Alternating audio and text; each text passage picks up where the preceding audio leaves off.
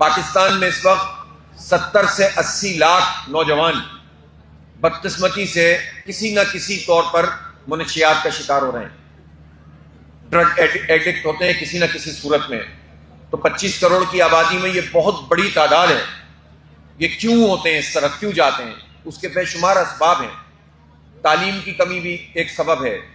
2.5 کروڑ سے زائد، 2.25 کروڑ بچے پاکستان میں 5 سے 15 سال کے آؤٹ آف اسکول ہیں، جنہیں اسکول میں ہونا چاہیے اسکول میں نہیں ہے، جو اسکول میں جا رہے ہیں ان کو پراپر تعلیم نہیں مل رہی۔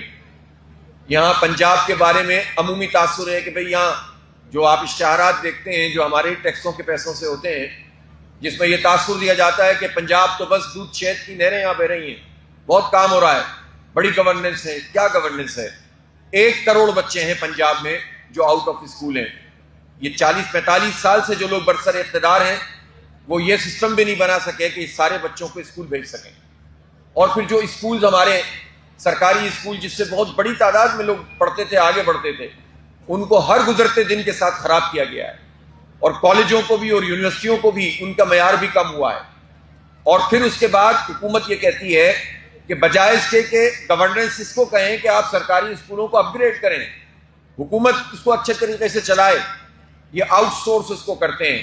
اور میرے سامنے یہاں ٹیچرز بھی موجود ہیں، میں آپ سے پوچھنا چاہتا ہوں کہ جب یہ اسکول کوئی آؤٹ سورس کرتے ہیں اور کہتے ہیں کہ ہم کمیونٹی کو دے رہے ہیں، تو وہاں سے جو سرکاری ٹیچرز ہوتے ہیں ظاہر ہے ان کو وہاں سے ہٹا لیا جاتا ہے، اور اس کمیونٹی سے کہا جاتا ہے یا اس این جی او سے کہا جاتا ہے کہ اب آپ خود ٹیچرز ہائر کریں۔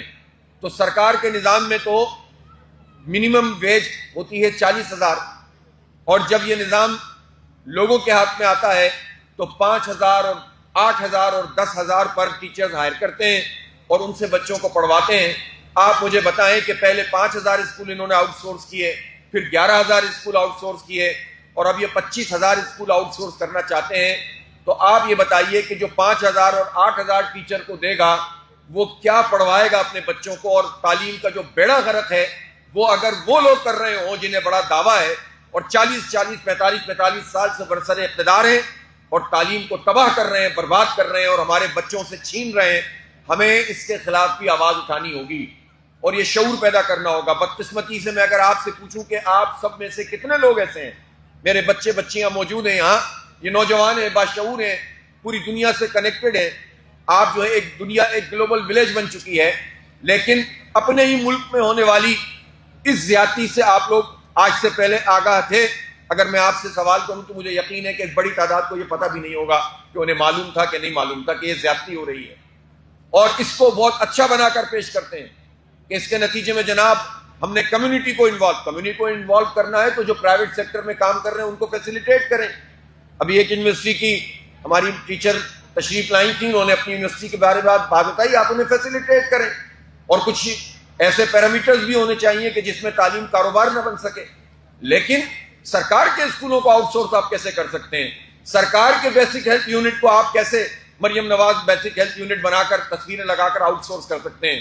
تو تعلیم آپ نہ دیں اور ہیلتھ میں آپ چیزیں کم کرتے چلے جائیں، امن آپ نہ دیں، پیٹرول کے ہر لیٹر پر نوجوان جو موٹر سائیکل چلاتا ہے وہ ہر لیٹر پر گورنمنٹ کو اس وقت بھی تقریباً 150 روپے کے قریب ٹیکس دے رہا ہے، ٹیکس لیوی پلس ٹیکس۔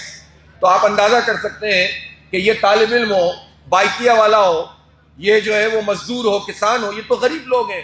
تو غریب لوگ اپنے ہر لیٹر پر لوگوں کو پیسے دے رہے ہیں، گورنمنٹ کو پیسے دے رہے ہیں، اور آپ اس کے بدلے میں ہمیں یہ سہولتیں نہیں پہنچا رہے۔ تو تعلیم، یہ بات یاد رکھیں کہ تعلیم ہر شہری کا حق ہے، اور ایک جیسی تعلیم سب کا حق ہے۔ غریب کی تعلیم الگ، مڈل کلاس کی الگ، اور امیر کی تعلیم الگ نہیں ہونی چاہیے۔ سب کو برابر کا حصہ ملنا چاہیے، سب کو ایک معیار کی ایجوکیشن ملنی چاہیے، ہمارا آئین یہ کہتا ہے۔ لیکن یہ نظام طبقات میں لوگوں کو تقسیم کرتا ہے، اسی سے ذہنیت بھی طبقات میں تقسیم ہو جاتی ہے۔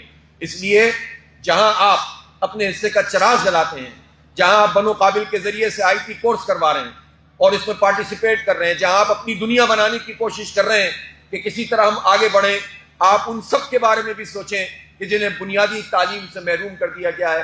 اس کی تحریک بھی جماعت اسلامی چلا رہی ہے، اور میں چاہتا ہوں کہ آپ سب اس تحریک کا حصہ بنیں۔